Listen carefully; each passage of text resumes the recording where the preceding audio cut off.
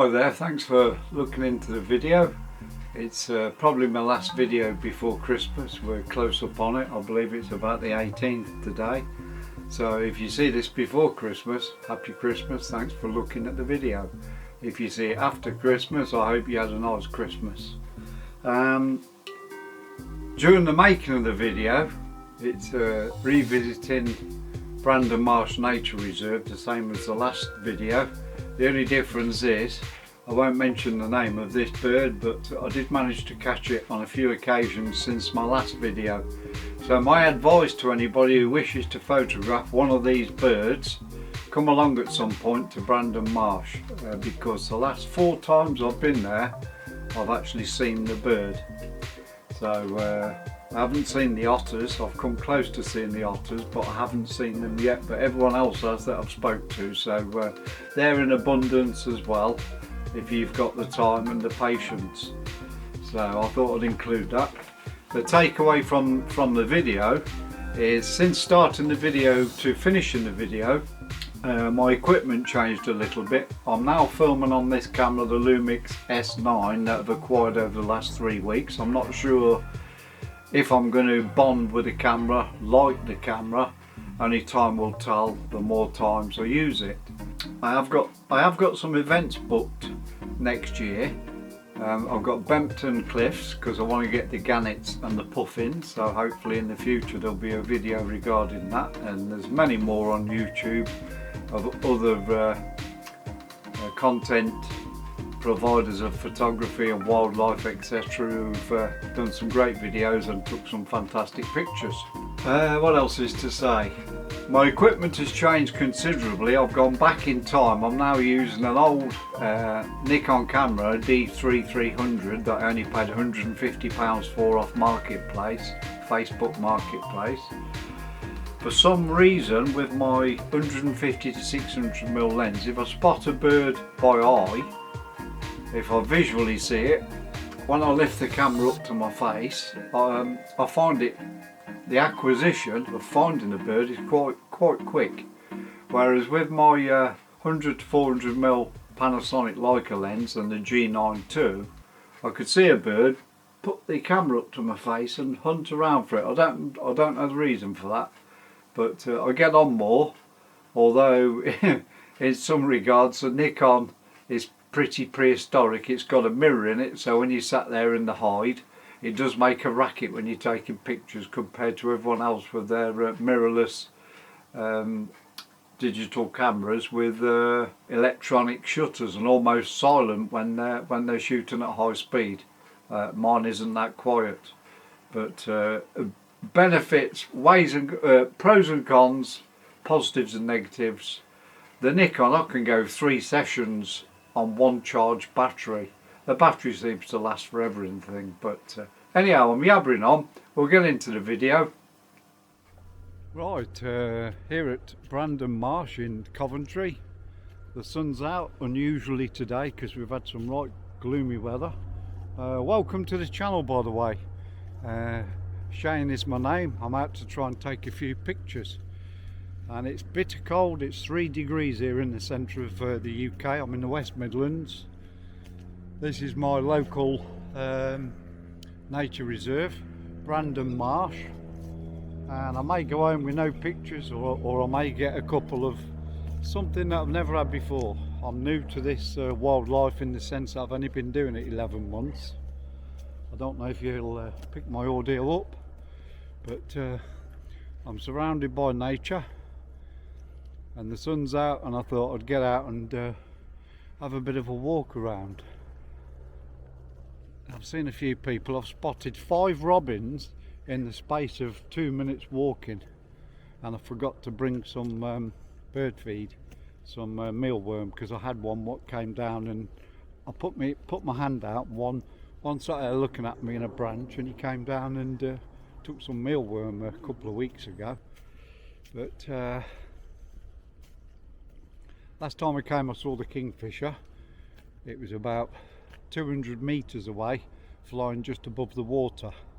However, I will put some photographs on while I'm speaking, so it's not a totally boring video of my almost 12-month journey of photographing birds. I've been into the old photography for a long time, since I was a young lad. Since I was 20 years of age, I bought my first fully manual Praktica.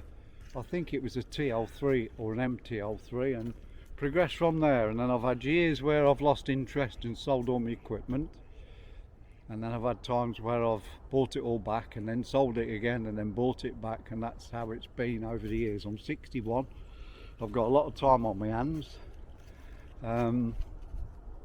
I had 2 heart attacks. First one I didn't know I was having. I didn't realise it was actually a heart attack I was suffering with.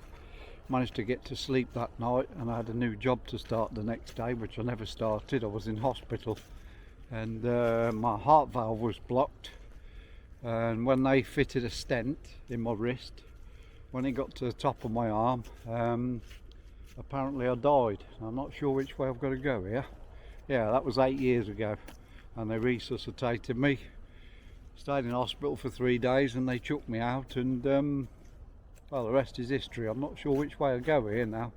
I'm going to make a bit of a blunder, I think, but we'll try this way. Now, the idea of this video is to try and give somebody, or hopefully somebody, a bit of inspiration, because I've got a few cameras. I haven't got the very latest all singing all dancing machines, but the most up-to-date one I've got is a G9 II, and I bought that specifically because it's got the bird tracking ability with you know, puts a box around the bird's eye, etc. But a couple of years ago I hadn't got a camera, and I bought this one I've got today. I don't know if you can see it. It's 11 years old Nikon D3300, and it's got no bird tracking abilities in comparison to my Panasonic Lumix G9 II. I do own a G9 as well at the moment. I am going to sell that shortly, but yeah, I've got a 400mm Panasonic Leica lens for that camera. And then I looked at the new one Olympus has bought out for Micro Four Thirds, but it's a couple of £1,000. So I had a bit of a brainwave one night, and I thought, I was looking at lenses and things, and I saw this lens I've got here. I've only had it a week, and it's 150 to 600mm. I think it's f6.3 it starts at, I think. But anyway, it was 600 and something like £680 second hand, but almost like new condition. So I bought this, and while I'm talking I'll show you some pictures that I very recently took, as in this last week, because I've only owned this lens for about 6 days, 5 days, something like that, and I've been impressed so far. And it's mounted onto an old camera that I bought off Marketplace, off Facebook Marketplace, for £150 with 2 lenses. And I bought a Tamron, I think it's a 90mm macro lens, 1:1 genuine macro lens. So I haven't really been using the camera in the summer, the odd butterfly, things like that. I've put the macro lens on and manually focused it. Right, let's have a walk round, let's look for that. In fact, while I've been yabbling, I forgot to look over the normal place where I see the kingfisher. Now the kingfisher, there's a bit of a story here. I've just walked round the corner. Since being here I've not took any photos of anything, and came round the corner. I thought this would be a great spot for a kingfisher around here, on the way to the hide where I last photographed it. I'll finish the story I was actually telling regarding the kingfisher. I've travelled for miles and hours to places that I would very likely get a picture of a kingfisher, to no avail. And then I came here on my doorstep 11 miles from where I live, and I managed to take a picture last week, and I got some slow motion footage. It's not fantastic footage because it was right over the other side of the lake, about 300 meters away, and I only had a 400mm lens on my Micro Four Thirds camera, which effectively makes it an 800mm lens. But I just walked around the corner here. Let's just show you this, the view of this. sun's just coming down, it's low in the sky, so I apologise for the footage. I'll be in shadow, but I came round the corner, see if I can spin this camera around. So I came round the corner and I thought this would be a great little spot here. There's loads of little places, I can see loads of bubbles coming up, so there's likely to be little fish in here. I thought this would be a great place to get a kingfisher if he just dropped by and sort of stayed over there. And lo and behold, I got to this point here. Guess what was in the bush? Right in front of me, about 10 feet. There was a little kingfisher sat there. Well, not a little one, a fully grown adult.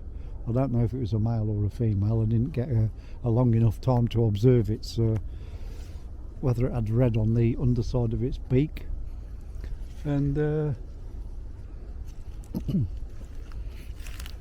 I got a bit closer and I slowly started taking my camera out of its holster, flicked the camera on, and he was up there in a branch, and I managed to get a picture of it as it was flying off. So I'll put that on the screen so you can see. But there's loads of... Ooh, blackbird. I thought it was a kingfisher coming back, it was just a blackbird, but it's a good little spot round here. So I think next time I come, I'll get myself something to sit on, and I'll sit here quiet, because I do believe he's going to come along here and make a few visits, because I've seen him here once.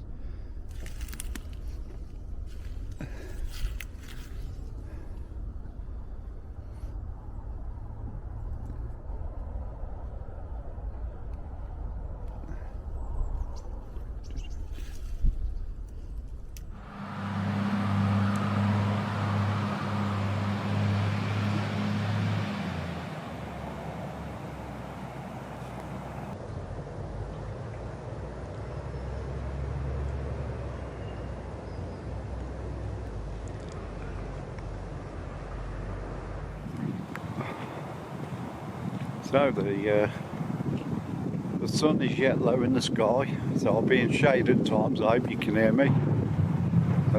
I'm making this video over a period of a few days, and over that period of a few days, this is my second visit since the video started.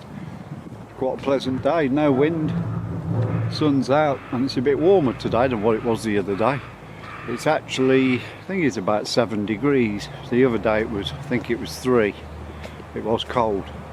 Over the period of the last 2 or 3 days since I've been making this video, some of my camera gear has changed. I've sold my G9, me Mark 1 G9 to my son.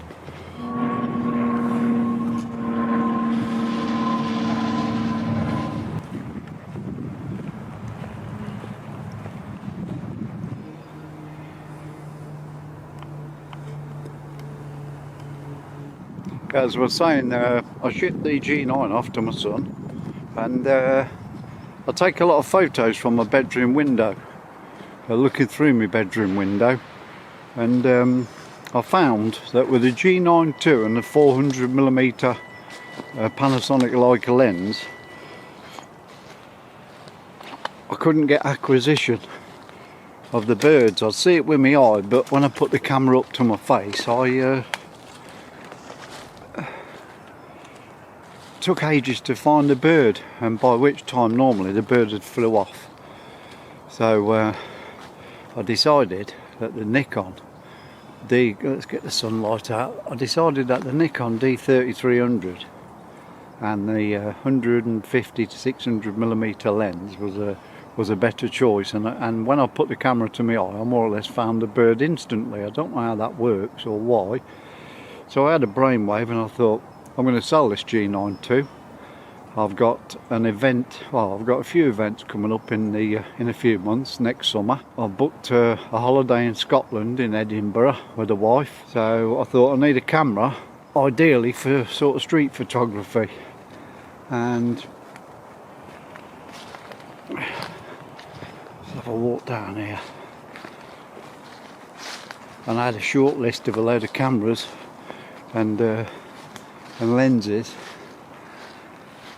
There was a couple of Leicas, I think it was an SL, there might have been a TL, And then when I asked the wife to order one, she said, "Oh, is that full frame?" She doesn't know anything about photography. "Is that a full frame camera?"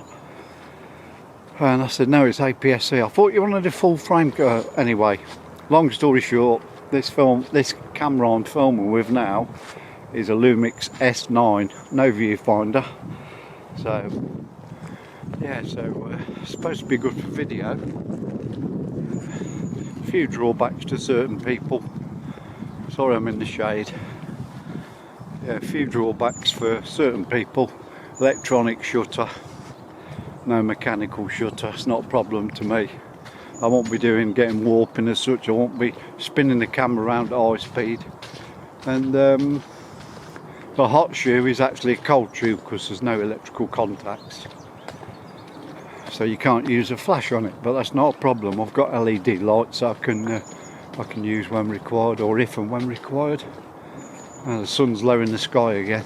Getting blinded here, I'm getting dazzled off the water over here. Yes, it's definitely a blinder. Low in the sky. It's 1:45 or 1:50 on a Wednesday afternoon. I'm not sure if it was a Wednesday I came last time, so in which case it would be a week. But we'll carry on filming, see if we can get some pictures with my whopping 600mm lens on my old Nikon D3300. Well, let's see how we go. We'll make off to the hide.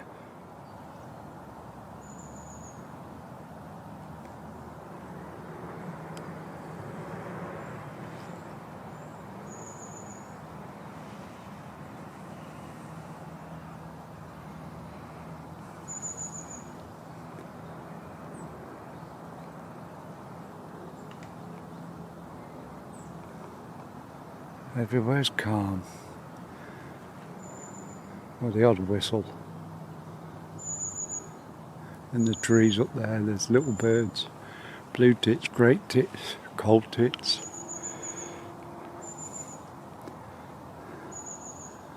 I haven't seen many long-tailed tits around this year. Well, in my neck of the woods at least. But around here I've seen a few fairly rare ones to me that I don't normally see. Siskin, red wing, black cap. I don't normally see those at home.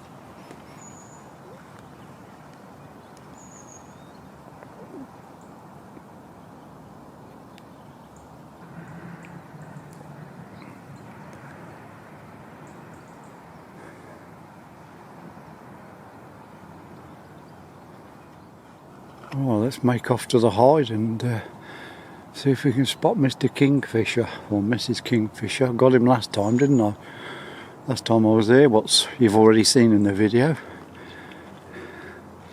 He was there on a branch. I walked around the corner and bang, he was 10 foot in front of me. I couldn't take a picture, it was too close. But I normally spot it every time I come here. I don't always photograph it because sometimes it's right the other side of the lake, but we'll plod on, see what happens.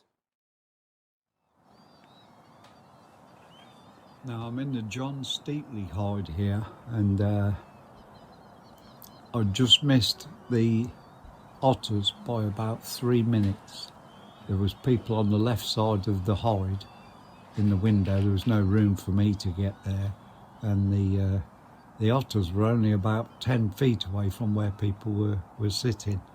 A guy in there managed to get some video footage and also some pictures, but sadly I didn't see it, but not to worry, there's always next time, and that's how you have to stay optimistic with it, with this wildlife stuff. Sometimes you'll bump into somebody who's got lots of pictures to show you, and you've only missed it by 20 minutes, half an hour, and you could spend the next 2 or 3 hours there and not actually see anything. But I sat in this hide until the sun was coming down one side. It was just getting dark, and the actual moon was in the sky at the same time, and then the temperature dropped and it got down to about 3 degrees with a slight breeze. It was very cold.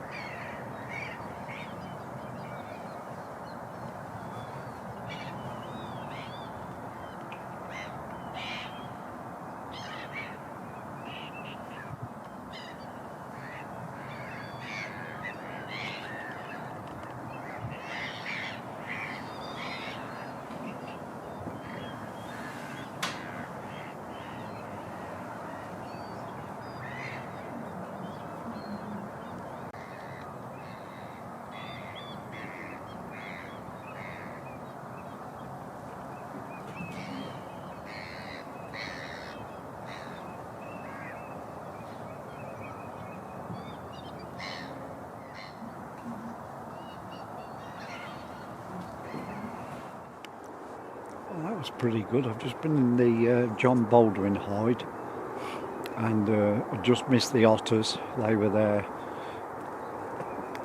3 or 4 minutes before I got in the hide. Quite a few people saw those, took photographs and video. I'm getting a bit cold now, can't feel my hands.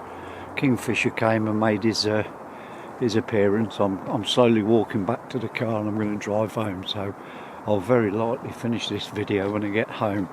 But the kingfisher sat there, and for a good 4 minutes, 3 or 4 minutes, I got quite a lot of pictures. I don't know if any of them was any good. He had his head facing forward, so you couldn't see the beak for quite a few pictures. And then luckily he turned his head and started sort of going through his plumage. And the sun's setting now, it's quite low in the sky, but it looks fairly bright on my screen, but I'm freezing. The temperature's suddenly dropped. Can't feel my feet and I'm struggling with my hands at the minute, but such is life. I haven't got too many great pictures of anything really, but I've had a bit of fresh air. Got the kingfisher yet again. I seem to see it every time I come here now. On my travels, Mr. Kingfisher or Mrs. Kingfisher, I think that was a male. Pretty sure it was a male. I won't know till I get home and look on the computer. But my face is in darkness, it's not getting any light, so I'll finish this video at home. But catch you tomorrow, me. Right, thanks for watching the video. I shall put some photographs up of this year's birds, etc. that I've photographed over my first year. This is in sort of wildlife photography. Of my many years of photography, this is my first year of taking pictures of birds particularly. I regard it as fairly successful. It could always be better, but I'm pretty happy with the results. And I'll put some of those photographs on to finish the video. Thanks for looking, and the next one, I don't know what it will be, but it might be quite some time before he uploads another video. But till then, take care. Thanks for looking in. Thumbs up if you don't mind. Apparently it helps these algorithms, does it? I'm not bothered. But if anybody gets any joy or satisfaction out of watching this video, it passes a boring 20 minutes, then thank you very much for looking. Take care everyone, till the next one. Bye for now.